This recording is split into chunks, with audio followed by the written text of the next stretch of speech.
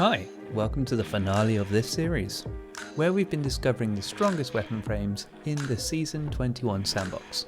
Today we're comparing which frames are best within their optimal ranges, the primary meta, and seeing how the frames compare to each other. The damage numbers here are actually counted by how much damage can be output within a minute, and seeing how reload times and magazine sizes come into play, to get an accurate comparison. If you want to see a deep dive into a particular weapon type, I'll put the playlist at the end, and you can see what we have found for each weapon type. So make sure you're comfortable, as this will likely be a long one. Feel free to pause whenever you need more time with the data, as we'll be trying to move through this quickly, as I'm conscious of everyone's time. That being said, let's get stuck in. First up, the unlimited range. Those are the only primary that this applies to. They have no damage drop off, but the range stat instead grants the accuracy stat.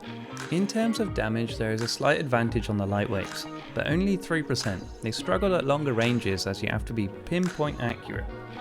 It's a 50-50 on which one you feel is best for you, but don't write off the lightweights. They can easily compete with the precisions with the right perk combination. Next, 87 meters. Introducing the 150 scouts.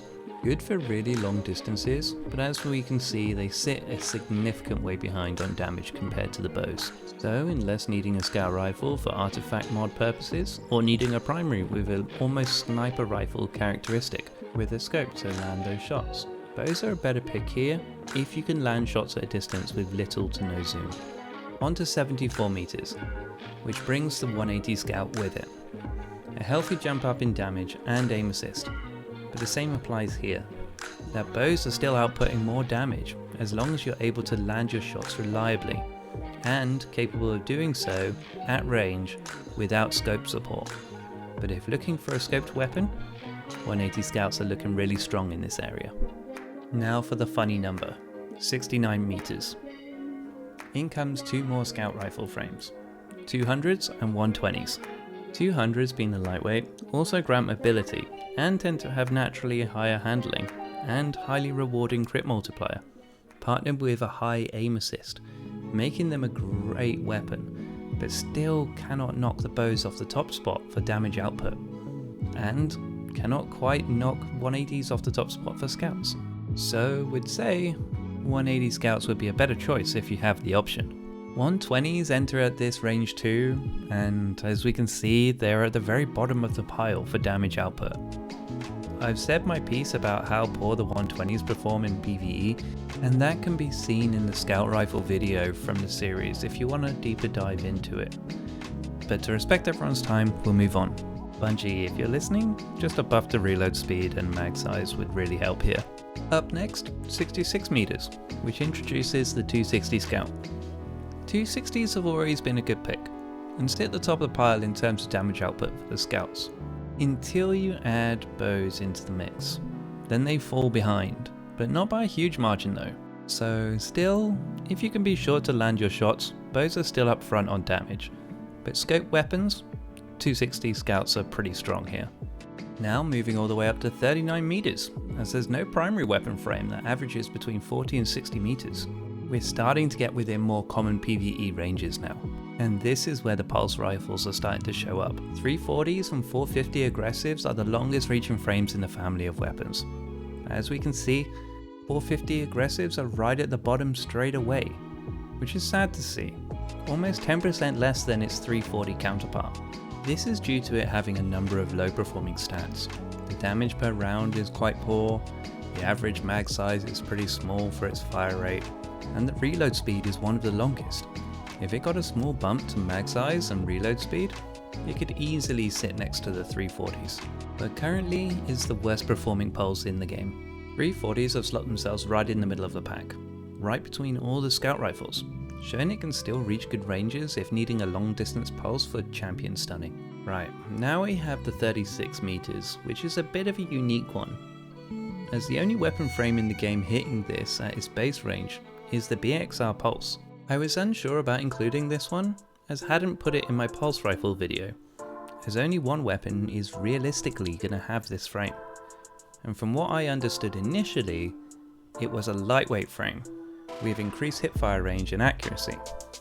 After having someone talk about it in one of the comment sections on the pulse rifle video, I went and collected the data for the BXR and discovered it has a unique damage profile. So here it is, sitting at the top of the guns for damage output, but still can't quite knock either of the bows off the top spot.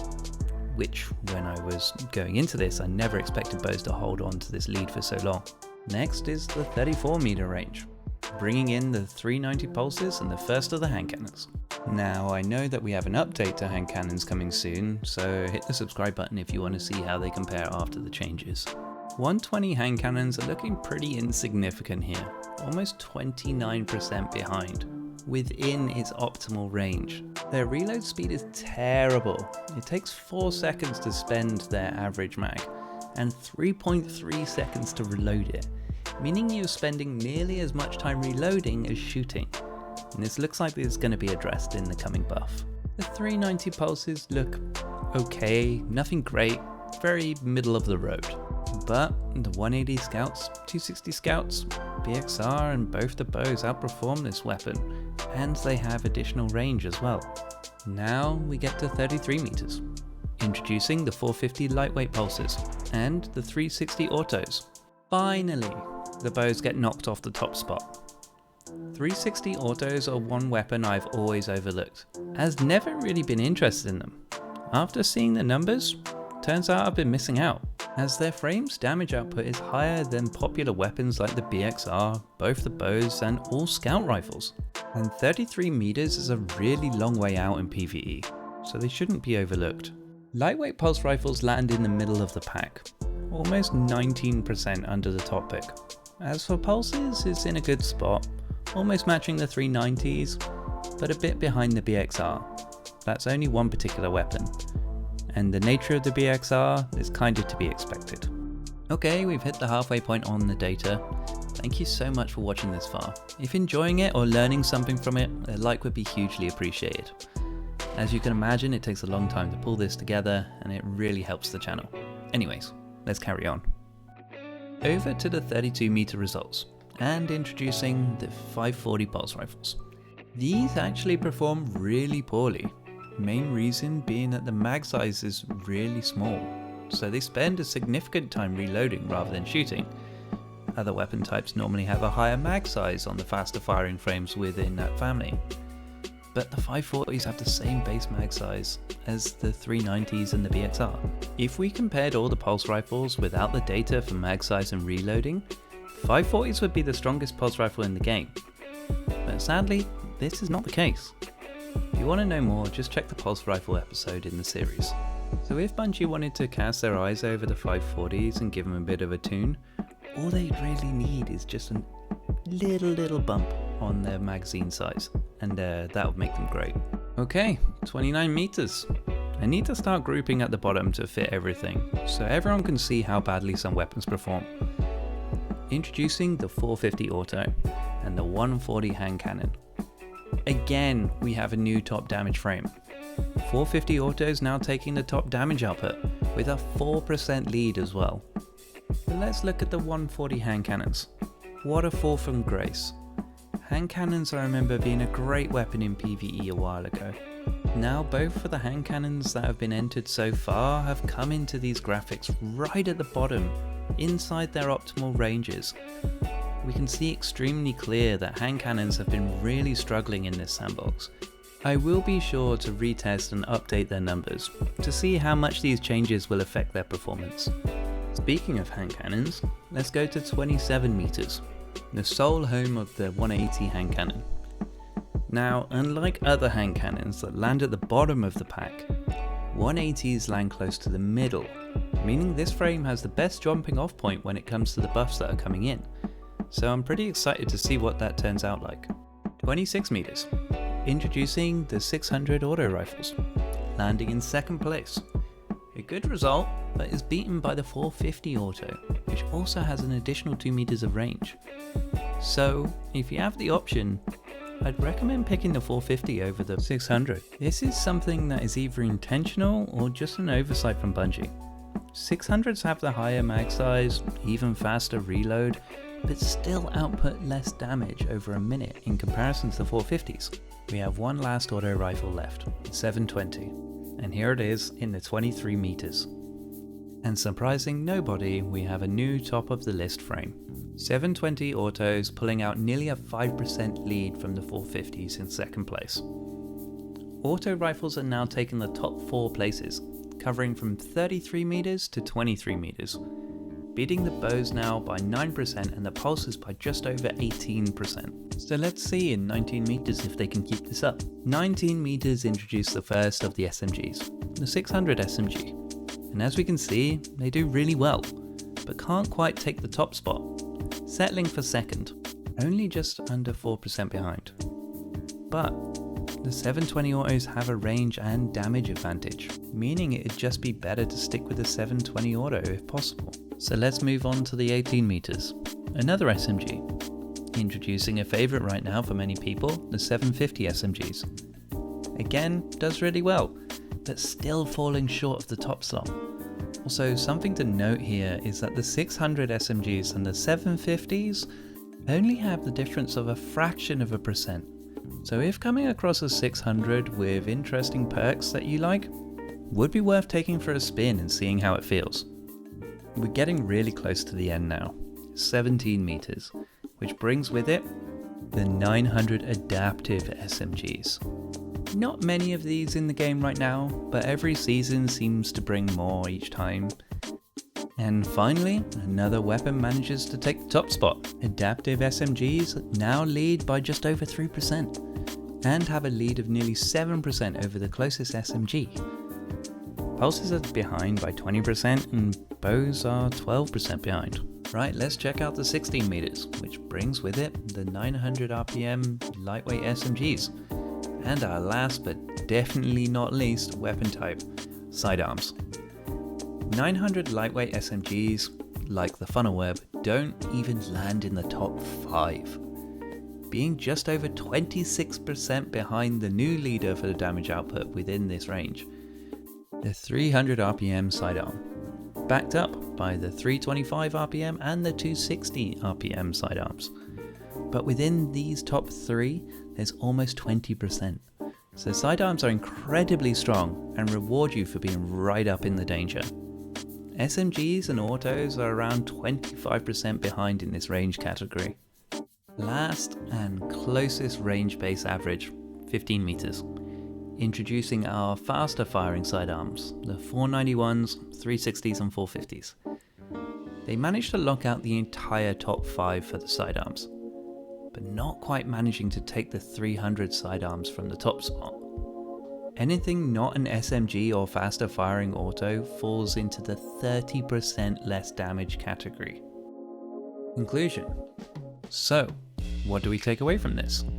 Now everyone has all the data. We can all draw our own personal conclusion, but I will share mine. Bows dominate the high range category, all the way from max range to 34 meters, even being within a fraction of a percent of the top slot to 30 meters. Scouts and pulses just cannot compete. So if picking a special weapon is more to deal with damage at closer ranges, fusion rifles, shotguns, waveframe GLs, I'll likely be picking a bow to have a range option. 30 meters to 23 meters, 450 autos for me.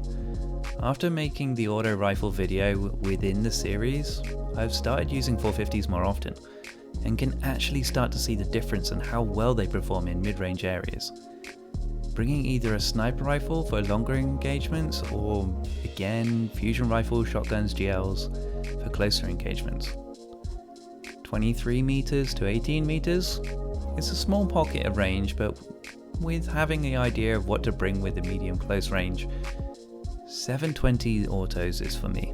SMGs are beaten by this frame at these ranges and normally have a great perk pool to choose from. 17 meters up to point blank, 300 sidearms personally.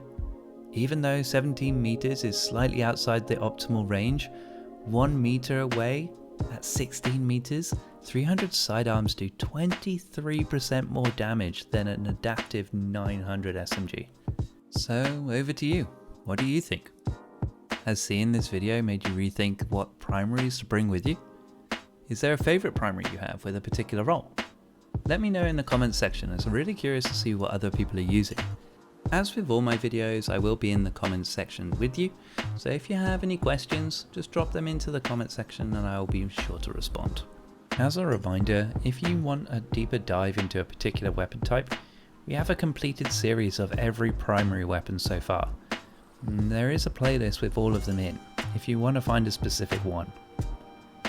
Thank you so much if you've got this far into the video. Only thing I could ask for is a like on the video if you enjoyed or gained something from this. It really helps the channel. I only want to release helpful information and content. No clickbait stuff. So if that interests you, click the subscribe button to stay up to date. The bell is also there if you have notifications turned on. Sorry this one was a little late. I completely underestimated the amount of time this video would take, and it required me combing through 7 times the amount of data compared to my usual videos. But we got there in the end. Thank you all, and remember, never let your tea go cold.